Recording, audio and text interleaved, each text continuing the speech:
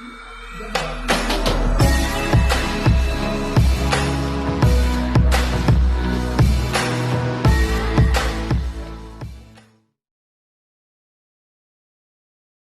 Electric field due to continuous charge distribution. आज के हमारे टॉपिक का नाम है electric field due to continuous charge distribution. देखो पीछे हमने पढ़ के आए थे पॉइंट चार्ज द्वारा आर डिस्टेंस पे कितनी फील्ड प्रोड्यूस होती है ना, हम ये पढ़ के आए थे। हमने देखा था ये जो इलेक्ट्रिक फील्ड बनाती है वो बनाती है KQ/R²। क्या ये बात क्लियर है? पीछे के लेक्चरों में हम ये पढ़ के आ चुके हैं ना, पॉइंट चार्ज इतनी फील्ड बनाती है आर डिस्टेंस पे। पर यहाँ पे क्या होगा, यहाँ पे सीन थोड़ा डिफरेंट होगा। यहाँ पे मान लो चार्ज जो है आपके किसी लाइन के अलॉन्ग डिस्ट्रीब्यूटेड होगा, मतलब इस पूरे लेंथ में क्यू चार्ज आपका बिखरा पड़ा होगा, ठीक है ना। और इससे आर डिस्टेंस दूर पे आपको फील्ड निकालने के लिए बोलेगा वो, है ना। तो ऐसे में क्या है, अब देखो आप इसके साइज़ को नेग्लेक्ट नहीं कर सकते हो, इसको आप पॉइंट चार्ज नहीं मान सकते। पॉइंट चार्ज का तो साइज़ नेग्लिजिबल था इस आर डिस्टेंस के कंपैरिजन में, पर यहाँ पे देखो आर डिस्टेंस के कंपैरिजन में इसका साइज़ काफ़ी अच्छा खासा है। तो इसको आप पॉइंट चार्ज की तरह ट्रीट नहीं कर सकते और उसका फॉर्मूला भी नहीं लगा सकते। क्लियर है? इनके लिए हमें अलग से डिराइव करना पड़ेगा कि कितना फील्ड प्रोड्यूस करती है। साथ ही साथ हम ये भी देखेंगे, जैसे मान लो कोई आपका यूनिफॉर्मली चार्ज्ड रिंग है, ठीक है, इसमें मान लो पूरे लेंथ के अलॉन्ग चार्ज डिस्ट्रीब्यूटेड होगा यूनिफॉर्मली, है ना। साथ ही साथ हम ये भी देखेंगे कि मान लो कोई सेमी सर्कुलर रिंग है जिसमें पूरे इसके पेरिफेरी के अलॉन्ग क्यू चार्ज डिस्ट्रीब्यूटेड होगा। क्या ये बात क्लियर है? तो यहाँ पे हमारा पॉइंट चार्ज वाला अप्रोच काम नहीं आएगा, ठीक है। तो देखते हैं, इन सब के लिए ड्राइव करते हैं आगे। तो यहाँ पे एक चीज़ ध्यान रखना, यहाँ पे हम एक नया टर्म डिफाइन करेंगे, लैम्डा से दर्शाते हैं उसको। इसको हम बोलते हैं लीनियर चार्ज डेंसिटी। क्या होता है ये देखो, जैसे मान लो इसका पूरे सरकमफ्रेंस का लेंथ L है, या मान लो इसका स्ट्रेट लेंथ L है, या मान लो इसकी सरकमफ्रेंस की लेंथ अगर L है, तो यदि L लेंथ में Q चार्ज डिस्ट्रीब्यूटेड है तो यूनिट लेंथ में कितना होगा, Q/L। तो ये चार्ज पर यूनिट लेंथ को ही हम बोलते हैं लीनियर चार्ज डेंसिटी, और उसको रिप्रेजेंट करते हैं लैम्डा से, ठीक है। तो जहाँ जहाँ चार्ज किसी लेंथ के अलॉन्ग बिखरा पड़ा होगा वहाँ पे हमने ये डिफाइन कर रखा होगा लीनियर चार्ज डेंसिटी। ये बात क्लियर है? This is representing what, charge per unit length. Okay, आगे बढ़ते। तो पहली डेरिवेशन, इलेक्ट्रिक फील्ड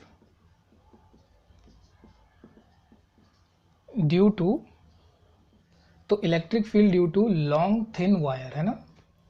देखो ये कह रहा है लॉन्ग थिन वायर, मतलब इसका लेंथ काफ़ी लंबा होगा, इसको इनफाइनाइट लेंथ भी बोलते हैं, ठीक है। Long thin wire of uniform linear charge density lambda. जैसे कि मैंने आपको बताया, जहाँ जहाँ चार्ज लेंथ के लॉन्ग डिस्ट्रीब्यूटेड होगा तो वहाँ पे हम लैम्डा डिफाइन करते हैं। क्लियर है? तो इसका डायग्राम देखो कुछ ऐसा होगा। मैंने ये लीनियर चार्ज बना दिया है,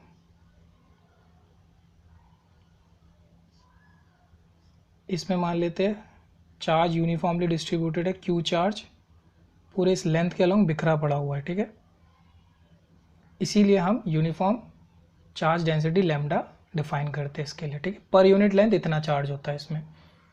अच्छा, अब देखो यहाँ आर डिस्टेंस दूर पे मैंने एक पॉइंट मान लिया P, ठीक है, एक पॉइंट मान लिया P। अब मुझे पता करना है कि यहाँ पे फील्ड कितनी बन रही है। तो हमारी अप्रोच देखो क्या रहेगी, हम यहाँ पे क्या करेंगे, इस P पॉइंट से थीटा एंगल पर यहाँ पे मान लेते कोई भी एक एलिमेंट ले लेते हैं, ठीक है। थीटा एंगल पर हमने एक एलिमेंट मान रखा है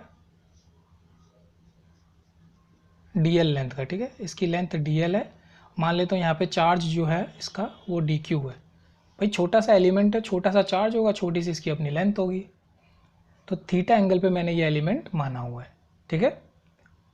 मान लेता हूँ इसका जो एंगुलर सेपरेशन है, माने ये जो चौड़ाई है वो डी थीटा एंगल क्रिएट कर रही है P पॉइंट पे, ठीक है। This is D theta. इसका अपना भी तो एक एंगुलर सेपरेशन होगा ना, टॉप पॉइंट और बॉटम पॉइंट को दोनों P पॉइंट से जोड़े तो। ओके, चलो इतनी बात क्लियर होती है। इसको नीचे लिख लेता हूँ, ये जो लेंथ है dl है, ओके, और इसका चार्ज जो है वो dq है। अब देखो इसके टॉप पॉइंट को अगर इस P पॉइंट से जोड़े, लेट से इसका जो एंगल निकल के आता है वो आता है phi 1, ठीक है। इसका टॉप पॉइंट इस P पॉइंट के साथ कितना एंगल सबटेंड कर रहा है, phi 1 एंगल। ऐसे सिमिलरली इसका बॉटम पॉइंट को अगर P पॉइंट से जोड़े और मान लिया कि इसने एंगल सबटेंड किया phi 2, ठीक है, ठीक है। चलो अब देखो अगर इस पॉइंट पे हमें फील्ड टेस्ट करना है तो इमेजिन करो यहाँ पे एक +1 कूलम का चार्ज रखा हुआ है, तो इस dl लेंथ के एलिमेंट की वजह से यहाँ पे फील्ड किस डायरेक्शन में प्रोड्यूस होगा। देखो ये पॉइंट चार्ज, ये भी पॉइंट चार्ज, दोनों के आप सेंटर को ज्वाइन करो, इस लाइन के अलॉन्ग ही फील्ड क्रिएट होगी, और क्योंकि दोनों सेम साइन के तो रिपल्सिव फील्ड, तो मतलब इस डायरेक्शन में फील्ड क्रिएट होगी। इसको मैं बोल देता हूँ डी, छोटे चार्ज की वजह से छोटा सा फील्ड डी, ठीक है। अब देखो ये वाला एंगल यदि थीटा था, मतलब ये जो एलिमेंट हमने माना है वो सेंट्रल लाइन से, रेफरेंस लाइन से हमारे थीटा एंगल पे माना था, तो इस हॉरिजॉन्टल को एक्सटेंड करो, रेफरेंस लाइन को, है ना, आगे एक्सटेंड किया तो देखो ये एंगल थीटा था, तो ये भी थीटा होगा हमारा, है ना। और यहाँ पे इस डी वेक्टर का अगर इस तरफ का कंपोनेंट ले तो वो बनेगा डी कॉस थीटा, और इस तरफ वाला कंपोनेंट जो वर्टिकल कंपोनेंट है वो बनेगा आपका डी साइन थीटा, ठीक है। अब देखो इस पूरे लेंथ के अलोंग इस रेफरेंस लाइन से ऊपर जितने भी पॉइंट्स है, इस रेफरेंस लाइन से ठीक नीचे भी उतने ही सिमेट्रिकली अपोजिट पॉइंट्स है। तो जब ये फील्ड इस तरफ क्रिएट करेगी, जैसे मान लो ऊपर के किसी एक एलिमेंट ने इस P पॉइंट पे इस तरफ फील्ड क्रिएट करा, तो ऐसे इस रेफरेंस लाइन से उतनी ही डिस्टेंस दूर यहाँ पे एक और एलिमेंट एग्जिस्ट कर रहा होगा जिसकी फील्ड यहाँ पे इस तरीके से होगी। तो जब मैंने इसके कंपोनेंट किए, एक बना आपका डी कॉस थीटा और अगला बना आपका डी साइन थीटा, तो सिमिलरली ये जो डी वेक्टर बना है हमारे पास, ये जो डी वेक्टर बना है हमारे पास, इसके भी ऐसे दो कंपोनेंट होंगे, एक इधर आएगा डी कॉस थीटा और एक ऊपर की तरफ आएगा डी साइन थीटा। क्लियर है। तो अब देखो ये डी साइन थीटा ये तो कैंसिल आउट हो जाएंगे क्योंकि अपोजिट डायरेक्शन में है, और डी कॉस थीटा दोनों के दोनों सेम डायरेक्शन में थे, तो दे विल एड अप, है ना। तो हमें एक बात पता चली कि इस पूरे लेंथ के अलोंग जितने भी एलिमेंट्स है उन सब का ये जो डी साइन थीटा वाला कंपोनेंट है ना, ये नॉन सिग्निफिकेंट है, ये तो कैंसिल आउट हो जाएगा, ठीक है। So we will only add D cos theta. क्या ये बात क्लियर होती है। चलो अब देखो ये जितने भी डी कॉस थीटा वाले कंपोनेंट है, इन सबको यदि ऐड करें इस कंपोनेंट के लिए, या नीचे एलिमेंट और लेंगे, मान लो हजारों एलिमेंट ले लिए, उन सब के जब डी कॉस थीटा को हम ऐड करेंगे या कह लो इंटीग्रेट करेंगे, तो हमें क्या इस पी पॉइंट पे नेट फील्ड नहीं मिल जाएगा, इलेक्ट्रिक फील्ड एट पी। ये बात क्लियर होती है। तो हमें केवल इन डी कॉस थीटा को इंटीग्रेट करना है पूरे लेंथ के लॉन्ग, तो हमें नेट फील्ड मिल जाएगा। Am I clear. तो अब देखो डी जो है ये इस छोटे से चार्ज द्वारा प्रोड्यूस करा गया फील्ड है, और वो हमारा पॉइंट चार्ज का फील्ड हमें पता है कि K times D Q upon R square. अब इसका जो आर है वो मैंने मान लिया, देखो इसको मैं मान लेता हूँ कि मान लो सेंट्रल लाइन से एल डिस्टेंस दूर मैंने ये एलिमेंट माना था डी एल। क्लियर है। ये डिस्टेंस तो हमारा आर है, ठीक है, मिड पॉइंट से मैंने आर डिस्टेंस दूर पे फील्ड निकालना चाह रहा हूँ। इसको लेट सपोज मैं x मान लेता हूँ, इस डिस्टेंस को, इस p पॉइंट से लेके इस एलिमेंट की जो दूरी है उसको मैं x मान लेता हूँ। Am I clear. तो यहाँ पे D Q upon R square आता है, मतलब ये डिस्टेंस का स्क्वायर जो कि है एक्स स्क्वायर, और साथ में है आपके पास कॉस थीटा। अब देखो ये जो डी क्यू चार्ज है छोटा सा, इसकी लेंथ है डी एल, है ना। हमें पता है हमने इसके लिए लैम्डा डिफाइन कर रखा है। पहली बात, पर यूनिट लेंथ कितना चार्ज इसके अंदर है वो है लैम्डा। तो अगर यूनिट लेंथ का लैम्डा है चार्ज, तो ये जो dl लेंथ होगा उसका कितना होगा, dl का लैम्डा टाइम्स dl, ये इसका कंप्लीट चार्ज है, इसी को तो हम dq बोलेंगे। तो इसकी वैल्यू रखो यहाँ पे k times lambda dl upon x square times cos theta. अब हम इंटीग्रेट करेंगे। देखो हमारा इंटीग्रेशन करने का सेंस क्या है, हम इसको इस बॉटम मोस्ट एंगल से लेकर टॉप मोस्ट एंगल तक इंटीग्रेट करेंगे। पूरा ये जो एंगुलर फैलाव है उस एंगुलर फैलाव से कवर करेंगे, ठीक है, इसकी पूरी लेंथ कवर हो जाएगी। फाई 2 एंगल से जो bottom most point phi 2 angle बना रहा है और top most point phi 1 angle बना रहा है, तो फाई 2 एंगल से फाई 1 एंगल तक हम इसको इंटीग्रेट करेंगे। तो हम एंगुलर सेंस में इंटीग्रेट करेंगे इसको। बट ऐसे में देखो काफ़ी सारे और अननोन भी आ जाते हैं यहाँ पे, है ना, हमें इनको एलिमिनेट करना पड़ेगा। तो के और लैम्डा तो कांस्टेंट है, इसको बाहर निकाल लो।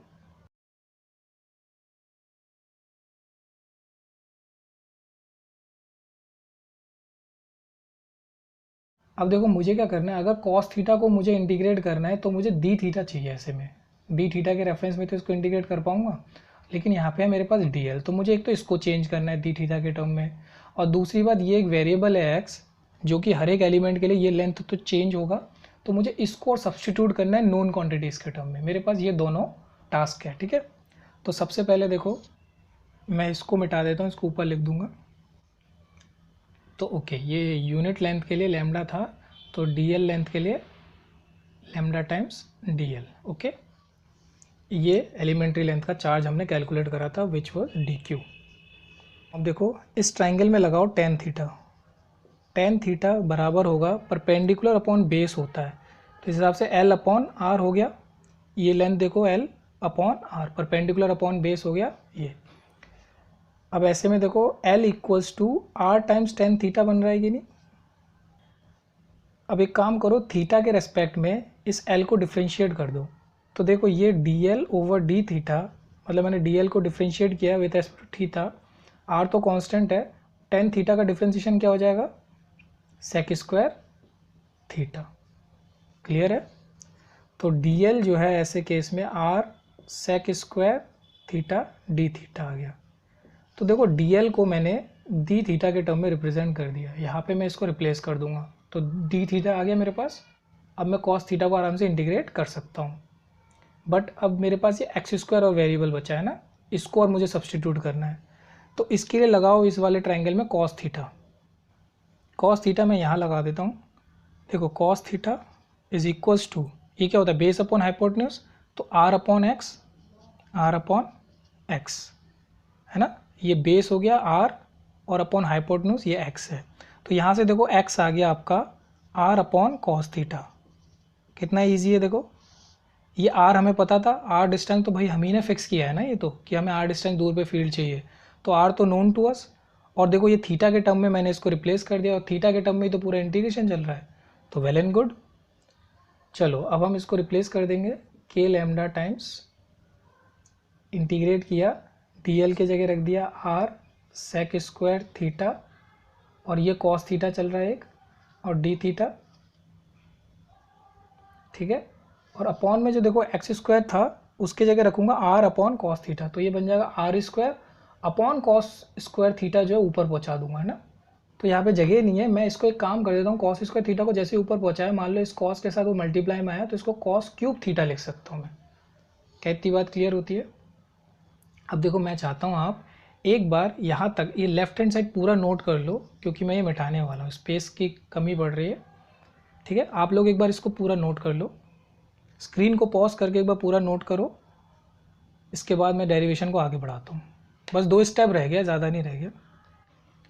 तो अब मैं एक काम करता हूँ, बेसिकली ऊपर वाला स्पेस रफ कर देता हूँ। देखो अब इस कैलकुलेशन को आगे बढ़ाते हैं।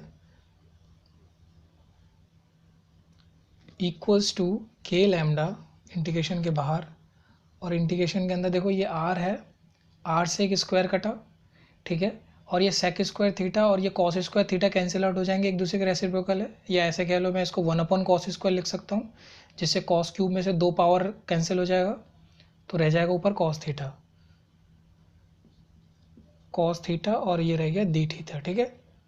और ये देखो नीचे जो r है उसको मैं इंटीग्रेशन से बाहर ले लेता हूँ, क्योंकि r कांस्टेंट है, ये आप ही ने फिक्स किया है, ठीक है। तो ये आ गया बाहर। अब कॉस थीटा का सिंपली इंटीग्रेशन करना है। लिमिट्स क्या है, लिमिट्स देखो इस रेफरेंस लाइन से नीचे की तरफ फाई 2 एंगल है और ऊपर की तरफ फाई 1 एंगल है, तो मैं इसको लिखूंगा माइनस फाई 2 से प्लस के फाई 1 तक। ऐसा क्यों लिखा मैंने, क्योंकि देखो रेफरेंस लाइन से तो नीचे की तरफ है ना एंगल। अगर ये क्लॉकवाइज साइन है तो देखो एंटी क्लॉकवाइज साइन है, ठीक है। इसको माइनस लेना पड़ेगा, इसको प्लस लेना पड़ेगा। आगे बढ़ाते हैं, K lambda upon R, cos theta का इंटीग्रेशन हो गया साइन थीटा, और लिमिट लगाओ -5/2 और प्लस का 5/2। देखो कैलकुलेशन को इधर बढ़ाते हैं तो ये हो गया आपका लिमिट लगने के बाद K lambda upon R, sine upper limit minus lower limit करते हैं हम, साइन 5/2 माइनस, और ये माइनस का 5/2 है ना, ये 5/1 था, ठीक है। Upper limit 5/1 minus sine minus का 5/2 है ना, और आपको पता है sine minus theta is minus sine theta होता है, तो ये माइनस माइनस प्लस हो जाएगा। तो this will comes out to be K lambda upon R sine 5/1 plus sine 5/2। क्या ये बात क्लियर होती है? तो this is your formula for electric field due to linear charge. अब देखो इसको हम इनफाइनाइटली लॉन्ग वायर के लिए भी एक्सटेंड कर सकते हैं, ठीक है। अब देखो फॉर इनफाइनाइटली लॉन्ग वायर, अगर ये इनफाइनाइट होता तो क्या होता, देखो टॉप वाला पॉइंट कितना एंगल बना रहा होता है यहाँ से, सोचो। देखो ये मान लो ये मिड पॉइंट है इसका, है ना, और यहाँ पी पॉइंट से हम एंगल मेजर कर रहे हैं। अगर इसकी लेंथ यहाँ तक है तो ये एंगल बना, अगर इसकी लेंथ और ऊपर होती तो देखो ये एंगल बन रहा है, अगर और ऊपर होती तो देखो ये एंगल बन रहा है। अब देखो जैसे जैसे इसकी लेंथ आगे बढ़ती जा रही है, ये देखो एंगल बढ़ता जा रहा है ना।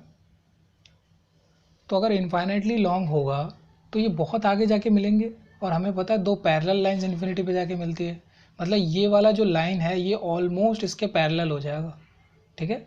तो ऐसे में देखो ऊपर और नीचे एंगल कितने बनेंगे रेफरेंस लाइन के साथ इस पी पॉइंट का। देखो ऊपर वाला ये कहीं जाके इन्फिनिटी पे मिलेगा, नीचे वाला भी इन्फिनिटी पे मिलेगा, क्योंकि दोनों तरफ से इनफाइनाइटली लॉन्ग है। तो ये भी 90 और ये भी 90, दोनों एंगल आपके 90 बनेंगे। ये समझ में आ रहा है?